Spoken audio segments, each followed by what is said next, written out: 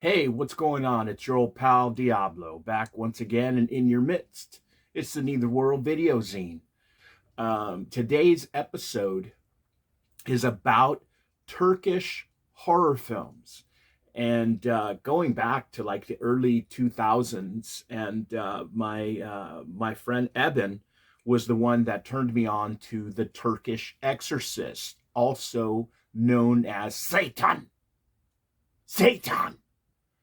That was in, I want to say, 1974. That was made, and the Turkish Exorcist is literally what the title suggests. It is a pretty much shot for shot remake of William Friedkin's adaptation of William Peter Blatty's The Exorcist, with Turkish actors and obviously different sets and stuff. But it's pretty much a faithful adaptation or recreation or fucking ripoff of The Exorcist. Back then, with copyright laws being so, lenient, they were able to recreate American films. So, I mean, you had everything from Turkish Batman, Turkish Spider Man, Turkish Star Trek, to some of the more famous ones being Turkish Star Wars, and even Turkish ET, Baddie, the Turkish ET. And look that one up on YouTube, because that's some fucking shit, I tell you right there. I think the whole movie's on there, but even if you just see a trailer, it's a fucking kick. Many years later, I was recommended a Turkish film by our good friend Todd the Meat Cutter, and that was Baskin, in 2015. And Baskin translates to raid, and that one is just a fucking, it's it's almost a nightmare. It's a wide awake nightmare, and it's a very dark film. And the way it's filmed, um, just real dark and kind of wet and dirty, kind of just the way you like some of your horror, that dirty, grubby feeling, that you get from, say, watching the Texas Chainsaw Massacre, or even something, more modern like Descent. Descent takes place underground, and so you've got a real dirt, mud and water and sweat and blood and piss kind of vibe to it. So Baskin was a modern Turkish film that it's pretty mind blowing, to say the least, and a great film if you haven't seen it. To look it up, and check it out. Again, not getting too much into it, because this is just a little bit of a backstory about Turkish horror. Because even though Baskin, as great as it was, myself, I ignorantly uh, didn't follow up and keep apprised of what was coming out horror wise from Turkey. And so in the 2000s, earlier 2000s, where you go to like 2006 and the Dabbe series, which I'll get into later. These movies are coming out of Turkey, and so it's some really good shit. Going right to the top, and I say top because it was the tip of the iceberg. This is the first one that I saw, and it's Sicken from 2014. This movie starts off with some evil shit going on right from the fucking credits running. And there's some sort of spell being cast, and there's like guts and eyeballs and shit being sewn together. And I mean, you're in for some wild fuckery right from the get go, and it's fucking nuts. It's pretty gross. But this ugly ass woman named Osnar. Many of the titles and characters and even actors and actresses that I'm gonna talk about, I'm gonna pronounce them badly. and I'm just going to go with like what I'm reading, how it's spelled. I'm gonna, I'm gonna say it phonetically the best that I can. So my apologies to anybody that I fuck up their names. But anyway, so this ugly ass woman named Osnar, she goes with her friend and consults this wizard slash sorcerer slash weird fucking man that we see in the credits. He's casting some sort of spell. She goes to him to seek advice, and she tells him that she's in love with a man. And when he asks, does he love you? She says, quite frankly, no, he doesn't love her. And there's right away some questions because it's her aunt's son. So her fucking cousin. She's in love with her cousin and she wants to marry him. And so when this guy, he does some little fuckery, and her friend that's with her becomes seemingly possessed or is channeling something, and she tells her, quite frankly, no, stay away from this man as he will be your death. And her face changes, and this is the first scary moment of the film, setting the tone. I mean, already if the guts and eyeballs and shit in the fucking beginning don't fucking turn you off to it. Now you fast forward to 12 years later, and Osnar is having an affair with this man, Kudret, her cousin, her fucking cousin, incest. She's having an affair with him, and she comes and she tells him that she's 4 months pregnant. They get into an argument, and it gets heated, and he gives her a fucking slap. She falls down, and when she gets up, she's pissed off, but she's bleeding. And so then he, shakingly gets on the phone, and he calls for a fucking ambulance. Like, come and, help me. I need to go to the hospital. Here we find out that Kudret is actually married to a very nice woman named Nisa.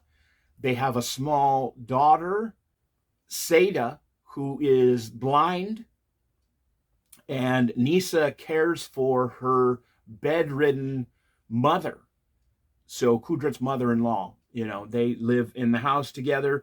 The mother-in-law, the old lady is creepy as fuck already, and she just kind of stares up and, doesn't talk and stuff. And then later, if you think like Exorcist 3, old people and how fucking creepy they could be,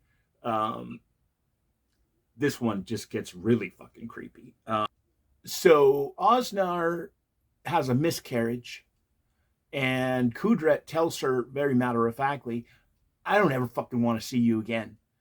Don't fucking come around. Don't be a part of my life.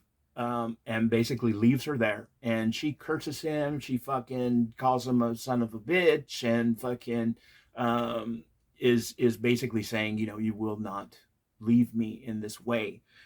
So he leaves her in the hospital, and the bitter hag that she is, she goes back to that wizard fucker and has a spell casted on Kudret.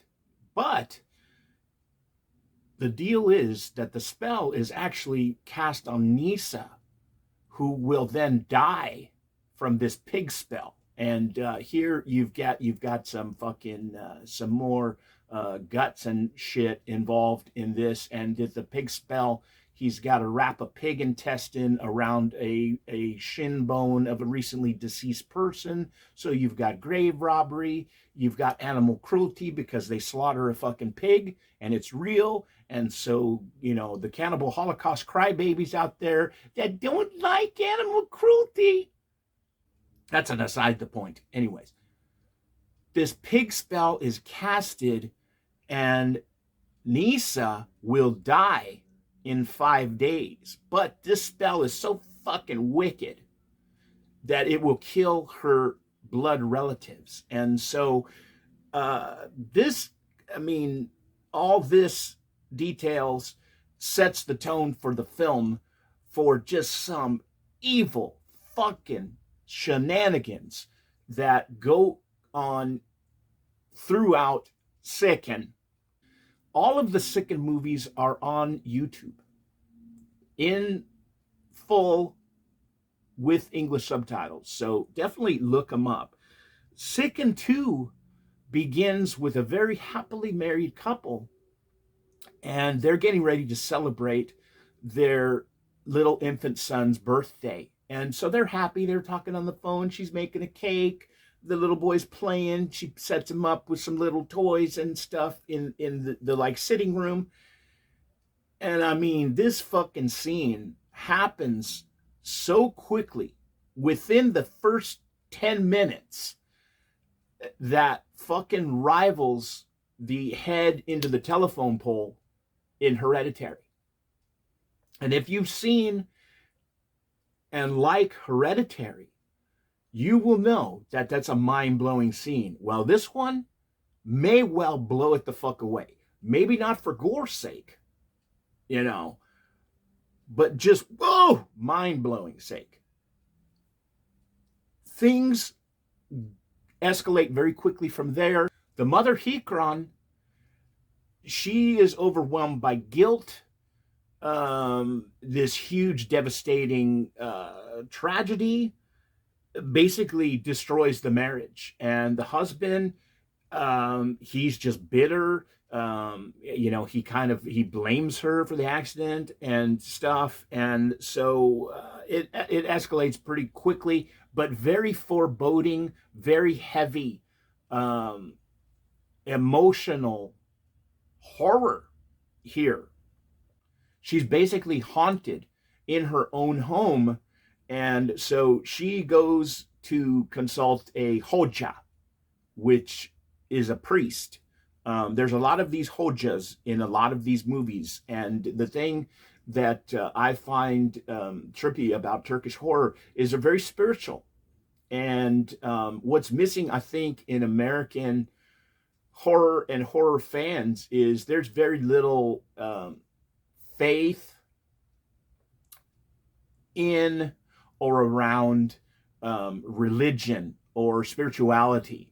If you have no belief in God, well, then the devil is, is kind of a joke. I mean, to say that demons exist is like saying that Bugs Bunny is real and has a beef with Daffy Duck. And is it rabbit season or is it duck season? If you don't believe in God, then the devil and demons isn't scary. So a film like The Exorcist or modern films like The Conjuring and The Nun and stuff like that, I mean, there's no real scare, deep scare that lingers with you because it's a joke, with demons. Who cares, When Hikron consults this Hoja, they find out that a very evil spell, the 41 Stitches spell, has been casted on her, and therein lies the wicked fuckery of Sicken 2. Sicken 3 through 6, I will say that in the middle, maybe 4 and 5, they're good. Okay, they're good. But on the emotional level of, say, 1 and 2, not as heavy. So moving on from Sicken, we get into the UC. I don't know if it's UC like written or if it's Us, Harfliler, which translates to 3 letters. This one that I saw first is Karabuyu. And Karabuyu translates to black magic. And so the little girl, the blind girl in Sicken, and I didn't mention, I did talk about the creepy old lady, but I didn't mention that the little girl, Merv Attis, is the little actress. And in Sicken, she was 9 years old. So that was in 2014. This one is 2016, so she's a couple years older in this, but it's the same director. But the little girl in Sicken, she's blind, but she does this thing with her eyes where she goes up, and so she's doing this the whole time, and it's very freaky. And I thought like she was legit, blind, or had fucked up eyes and stuff, and it's some sort of birth defect that happened to her. And so in you see Harfliler, or Three Letters, Black Magic. She plays the daughter in this one too, and a woman rents out her family home after her father died. She doesn't want to live there. There's a lot of memories and stuff, and so she rents it out to this couple with their young daughter, Ida, and things start to happen pretty quickly for the woman. The young mother, Dilek, begins to have these visions, and again, I call them visions. It's haunting. She's just seeing fucked up shit, and so a lot of these evil faces and stuff popping out and shit. Therein lies the scares in these movies, because shit just happens. Aleve, the woman that rents out her home, she also begins having these visions at her home. And so they're somehow connected. And the little girl, Ida, begins acting very strange. And we discover things. And again, herein lies the thing with curses. I think maybe that the underlying, like, hate, because to put a curse on somebody is pretty hateful, and that's fucking wicked, man. It just fucking trips me the fuck out. Moving on to the next Three Letters movie, Badua the Curse. Now this one has to do with a group of high school friends, four girls, that are still in touch with each other, but something happened in the past, where the one girl, Malik, has been injured. She was injured. There's some sort of accident.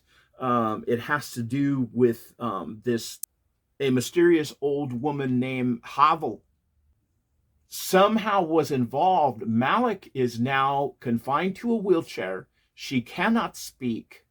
Her appearance is changed, and she can't really see too well. When we see Malik's POV, it's obscured. There's a haze, and so Malik is very quickly a sympathetic character. Now the other three girls, the one girl who is like the queen bitch, and she's kind of like the ringleader of the group. She calls the other girls, and she's kind of calling the shots as to what's going on. She's like a college girl now. She lives with her boyfriend, and shit just happens. One of the girls' father gets laid off. He's the father of Malik. When the one girl finds out about the father, she calls her dad, who is the owner of the company, and she's like, you got to rehire Malik's dad, because we know that they're bad off, and we got to take care of Malik. Each one of them tries to alleviate their own guilt about this accident or incident that happened, where they left Malik and she was injured. And so this one, has to do with the whole underlying thing of like guilt, and a curse. And so the curse in the title, we're not quite sure what it is. The star of the movie and the sympathetic character of Malik is portrayed by a beautiful young girl named Bezanur Mete.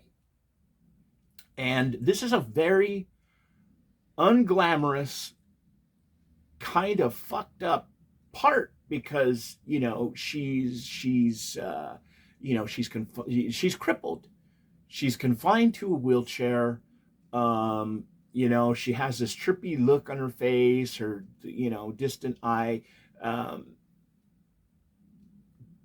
Never speaks a word in the entire film. We do have some inner monologue where she's talking, in that Malik is not here. And it really just makes you feel sad for her. But what transpires, and with the reveal, mind blowing, great stuff. A curse slash revenge, uh, the whole twist and outcome made this film by far one of my favorites that I saw. And not to mention that Bezanor Meta is just fucking beautiful. And like I said, it's an unglamorous, very heavy role that she took on in Three Letters, The Curse. That really just, I would love to see her in something else, maybe something more lighthearted, where she's actually being herself. Because, like I said, she never spoke a word. It's all in Turkish, so to hear their voice and stuff to our ears is very foreign. But anyways, um, I really, really liked this movie, and I suggest you check it out. It is available on YouTube, the full movie with English subtitles.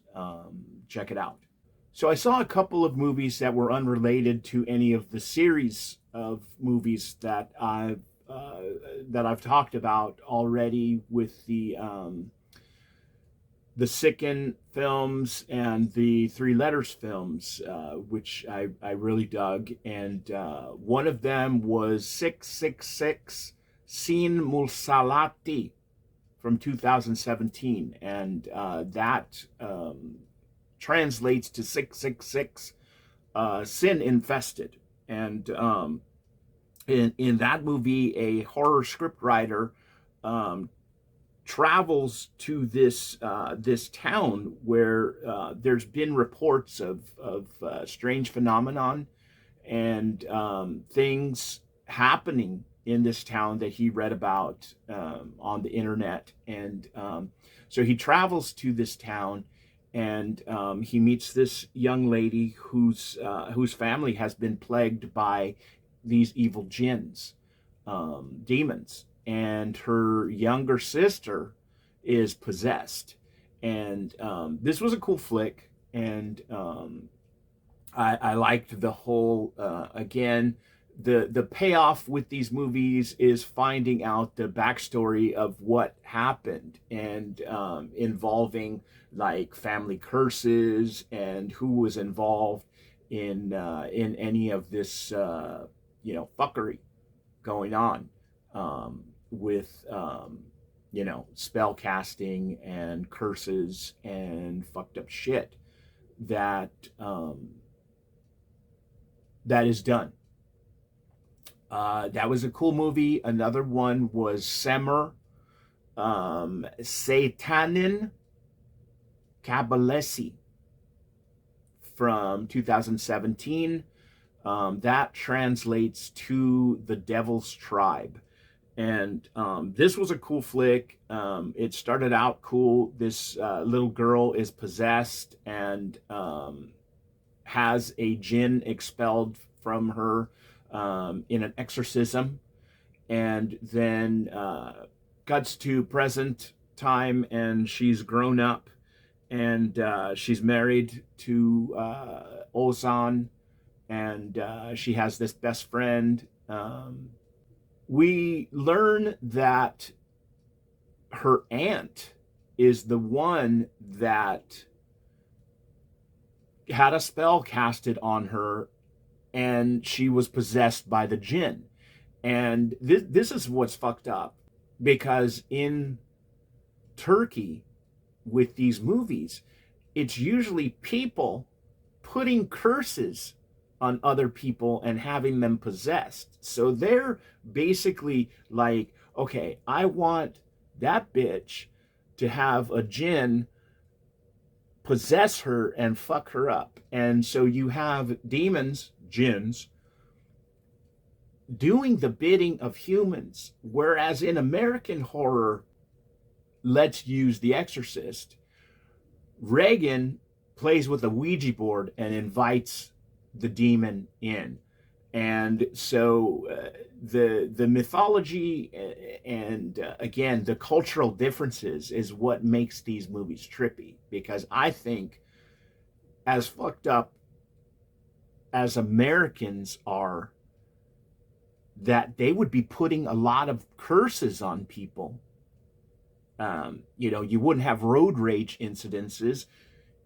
You would put a fucking demon on your neighbor or your ex-girlfriend or the girlfriend slash boyfriend of the person that you want. And so that you would put a pig spell on that motherfucker so that they would die and you would get the person that you were in love with. How fucked up is that? Why can't American horror films be more inventive and crazy like this? And why isn't America more crazy like Turkey? But with everything that goes on in the world, like, do we need fucking curses placed on people and jinns and other things having any more effect than just the fucked up world we live in? I'm getting off subject here. It was her aunt responsible for her possession when she was a child. She still has nightmares and memories of the possession. And so when her mother calls and says that her aunt has passed away and she has to come home to the funeral, she's hesitant because she's like, I don't fucking want anything to do with that. I don't want to fucking see that woman even dead. So Merv begins to like unravel, her nerves. She's having nightmares, and very quickly things escalate. And this is a cool fucking movie. The reveal, the backstory, and the whys and what have yous, fucking cool shit. And the star Ipek Erdem, yes, as Merv, she's fucking hot. It's a slightly unglamorous role, because she's a fucking beautiful chick, but they gotta fucking put her, they gotta make her look haggard, because she's going through this stuff. So sometimes she's got the dark circles under the eyes, she looks a little tired, but beautiful, beautiful chick. And many of these movies I did like the girls in them, and that's another factor of me enjoying movies many times. And you guys know me, Diablo. He's a fucking pervert. He loves women's. And so moving on from there, I went into the Dabbe series, and the very first Dabbe, Dabbe, the title is trippy because it's a specific jinn or tribe of jinns, and so Dabbe from 2006 had to do with mass suicides happening in the States, being reported on in the media, in the news. They're talking about these mass suicides. There's this group of friends that work together in like I want to say it's probably like an antique store, because there's a lot of vases and stuff. And they work together, and their one friend hasn't shown up for work. And the other male friend, he says, well, he just got a new computer. They're blaming it on the fact that one of the female girls, she kind of spurned his advances. So it's like, well, he's not showing up because she thinks she's all that. And that's why he would call in sick from work because he just couldn't face her. Well, bitch, he's got bigger fucking problems than your fucking ass.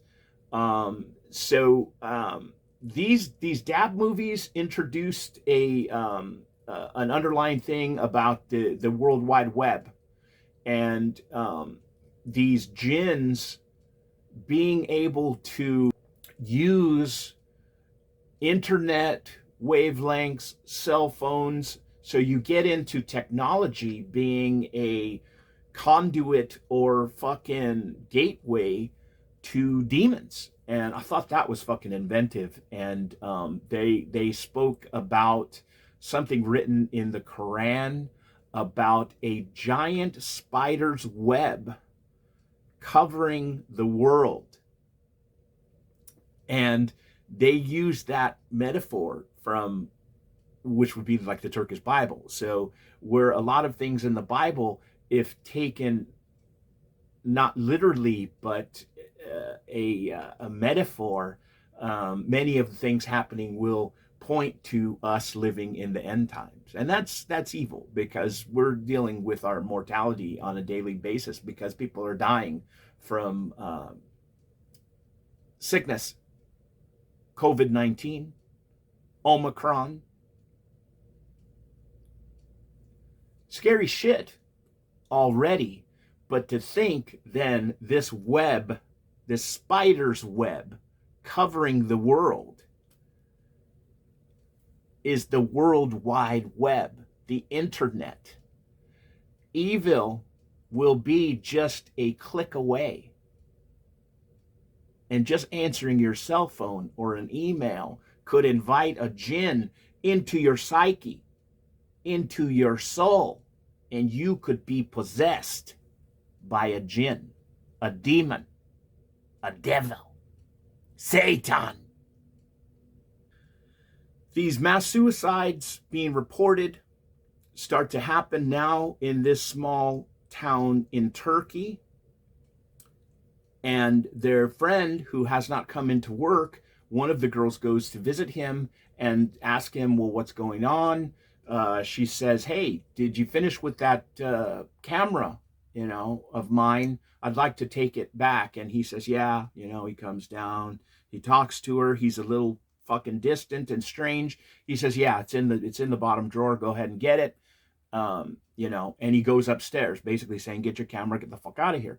Well, he goes upstairs and commits suicide, putting a fucking machete through his neck. She goes up and discovers that. What the fuck? A detective comes in, and think to yourself, a low-rate Turkish Lieutenant Kinderman comes in to investigate the suicide. It should be cut and dried, he committed suicide, but somehow there's more to it. He's being pressured by his higher ups. Everybody's on high alert because of these suicides, and it's a phenomenon. So the events come under question, and then you have this whole thing involving the internet. One of the friends receives an email from this guy from beyond the grave, from this very strange email address, which, when somebody figures it out, inverted the letters of the email address spell out Dabbe. Trippy. So be careful with those spam emails that you keep getting. Don't open them, because you very well could invite in an evil jinn, a demon, or even Satan.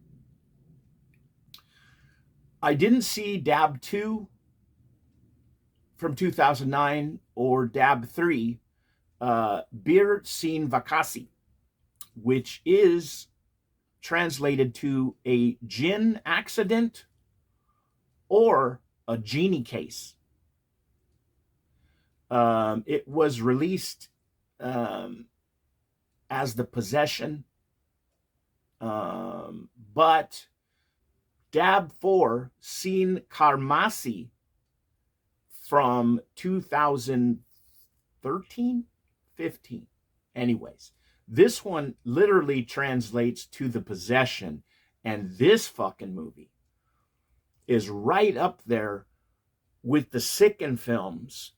But this one now is a found footage film because the movie begins with a recording of a call between someone, and they're talking about Kilbedre village, where everybody in the village was killed and or disappeared. So it was a massacre. People disappeared. People were fucking, ripped to shreds and stuff.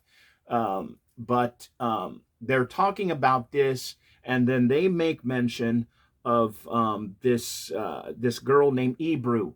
This girl Ebru is doing an investigative journalism report, and I want to say this might be for like her, to get her degree or to further her studies to become a doctor. And so she goes to film an exorcism. She meets Farouk, who is a priest slash Hoja exorcist. It's never quite explained as to what his title is, what he is. Anyways, Farouk meets Farouk, who is conducting an exorcism, and it's successful. He expels the jinn from this woman, and he speaks to the villagers, and he says, "Don't do magic. Stay away from that. It all leads to bad things." Ebru interviews him at home, where she basically tells him that she's skeptical and thinks it's just a show, that what he did was just smoke and mirrors, and is basically telling these people what they want to believe, which a lot of people in America, that's what they think of exorcism. They just think, and it's even said in The Exorcist that the idea that the person believes that they're possessed, they believe the exorcism will cure them and expel the demon. So again, it's all psychological. Anyways, so Ebru is skeptical.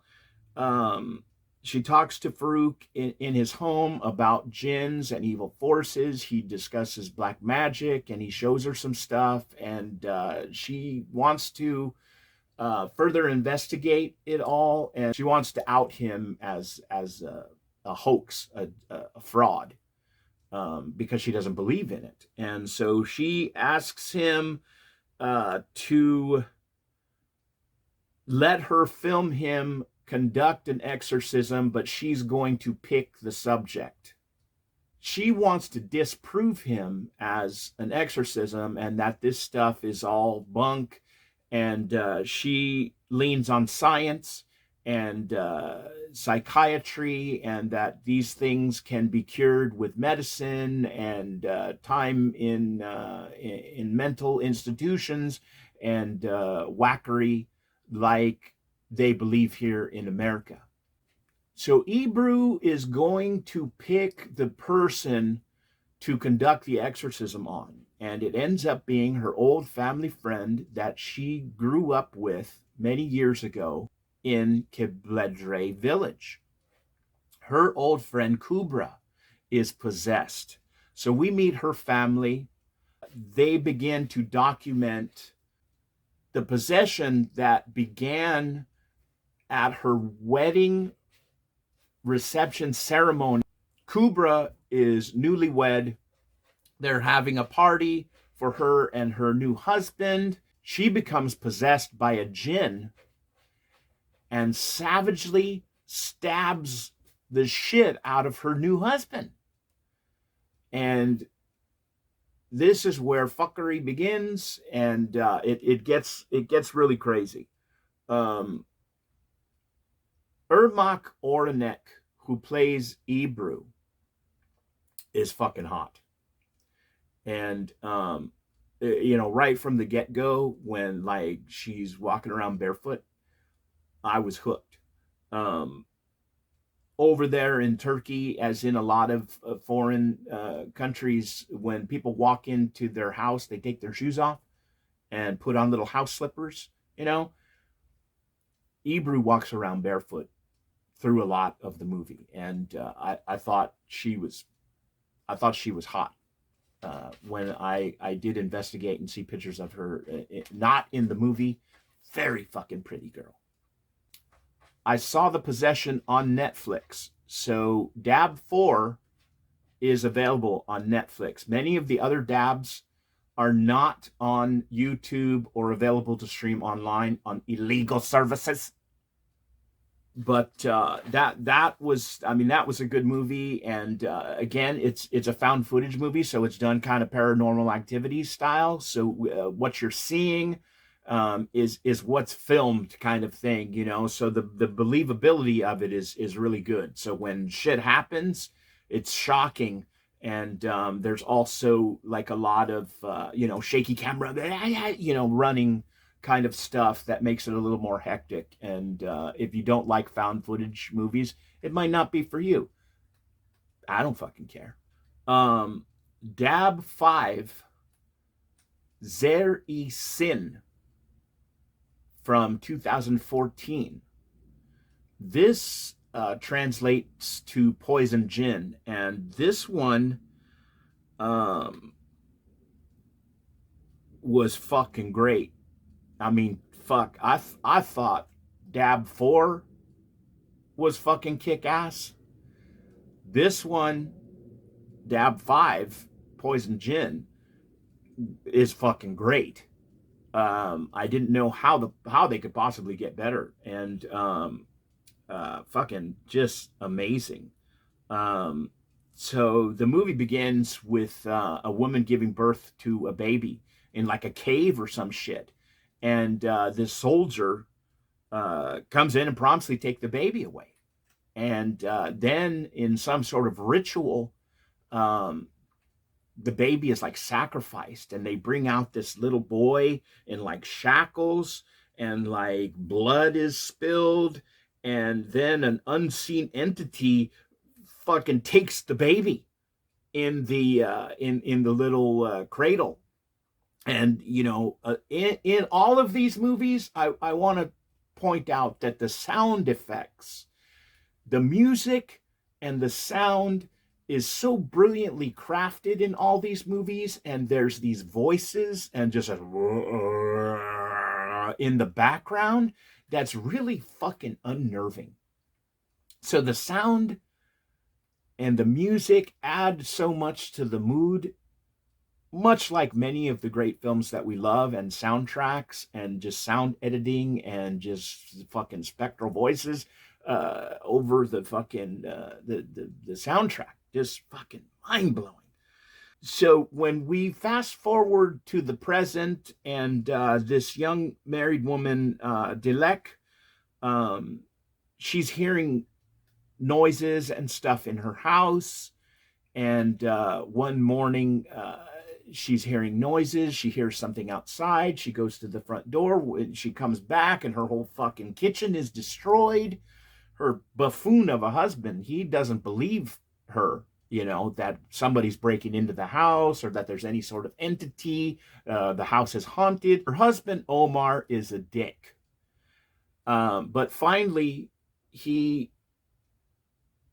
at her behest, installs video cameras. And so we do have some kind of Paranormal Activity, found footage vein to it, but it's multimedia. It's film, and then it's found footage, which I thought was great, and kind of mixing the movie with the found footage from like part 4. Their friend Shida is very savvy about like black magic, because he was like a PA on a documentary where this expert, this woman Balaxi, was the subject. And so he's kind of savvy about this stuff. And a night after clubbing, it's Delek's birthday, and they go out, they have fun. There's a belly dancer with a snake, and it's a real cool scene, because it's like, It wouldn't be go-go dancers or chicks in cage. Fucking shit. It would be a fucking a woman with a snake. We're now joined by a very special guest, and his name is Sylvester. Sylvester, say hello to the Netherworld Videozine audiences. Sylvester, Sylvester, say hello. Say hello to the Netherworld Videozine. He's very disinterested, but ladies and gentlemen, there is Sylvester. They go back to Shada's apartment, and they're going to watch a movie, blah blah blah. And so he gets into it with Delic, and they perform a ritual that was suggested to him by this woman, Balexi, on how to see if she's possessed by a jinn. And so it is confirmed through this really bitchin' scene that she is indeed possessed by a jinn. After the club scene, and we find out that she is possessed by a jinn, she experiences some noises and a disturbance at night that she wakes up, and there's this chest, which is a like a wardrobe chest, you know, and has something to do with that. She found a box with some pictures in there, and it's very curious, but she keeps having these visions in this room where there's these two pictures and a mirror. And the mythology with these jinns is that they're the demons that reside in the mirror, and so that's how they're able to come through. There's a lot of interwoven mythology in these movies, and mirrors play a large role in both discovering, communicating, and exorcising these fucking jinns. And so after they have this ritual in Shada's apartment and they go home, again, these disturbances happen, and Delic is woken up. She goes into the other room. She's having these visions. She's fucking screaming, going fucking crazy. Omar the buffoon wakes up. Adding to this fucking scene is a horrible violent rainstorm outside. So you've got thunder and fucking lightning, and it's very creepy. And the neat part is then they look downstairs, and it looks like a very foreboding evil figure is standing in the living room in the midst of like a symbol of something very satanic. And so Omar gets pissed off. He's got a fucking stick. He runs down, and they discover that it's a totem. It's basically this fucking skeletal figure thing that was placed in their fucking living room. And here, when you go to like a movie like The Conjuring 3, The Devil Made Me Do It, and they find this totem, and it's like this little evil, bony thing that looks, it looks pretty scary and stuff. But that fucking thing, it makes it look like a fucking ceramic elephant that you would get at the grocery store with a plant in it. This fucking totem is like this fucking skeletal creature with like a fucking sick face and a hood, and it's got like fucking shit pinned to it, and fucking guts, and like a piece of a brain fucking pinned to the top of the head. And I'm just like, fuck, now that's a fucking evil totem. America needs to fucking learn from the Turkish. I don't know what the fuck, man, because it's just fucked up. I really liked that, and the totem plays a part in it. They consult with the woman, Delic, and Omar, and Shida and her and his girlfriend. They all go to the woman Balexi, and she tells them that it's not just one, but it's a fucking tribe of jinns that's fucking possessing her and tormenting her. And then shit just fucking goes haywire. And this one has some insane fuckery. And out of today's episode, I want you to remember the word fuckery, because that is just evil shenanigans is what that is. And so when you put a curse on your fucking Uber driver because he fucking charged you $150 for a cleanup fee for taking your cat to the fucking vet, And there was no cleanup fee. He was just pissed because he didn't like the fact that you had a cat carrier and he got lost on the way to pick you up. When you put a curse on his fucking ass so that perhaps he dies in 5 days or gets in an accident or his butthole explodes and he shits out his intestines, that's fuckery. And that brings us to the end of our Turkish Terror episode. For time's sake, I'm not sure that all of this will fit. So I may, once I edit this, throw some of the reviews of the non-series films. I may put those onto the Netherworld fanzine page on Facebook. I am also available on the Slasher app. I want to say hello to all my Slasher friends out there who may be watching this, one or two of you. I'm on there as Diablo Joe. I'm on Instagram and Facebook. I also frequent Reddit, but usually just for sexual things. So don't follow me on Reddit. You won't like it. Anyways, that's the Netherworld Videozine for this time. Perhaps we will return to a similar format that was presented to us last year, where we bring in our friends like Todd the Meat Cutter and Steve Mad Dog Winger, and perhaps the Netherworld Videozine will go away because there is no certainty in this life. The only thing that I will tell you is that I am the best there's ever been at this. And I've done it for a long fucking time. I did it in the studio back in Eagle Rock. And I told you once, you son of a bitch, I'm the best there's ever been. This is Diablo. It's been a Netherworld Videozine. And we'll see you next time, you motherfuckers.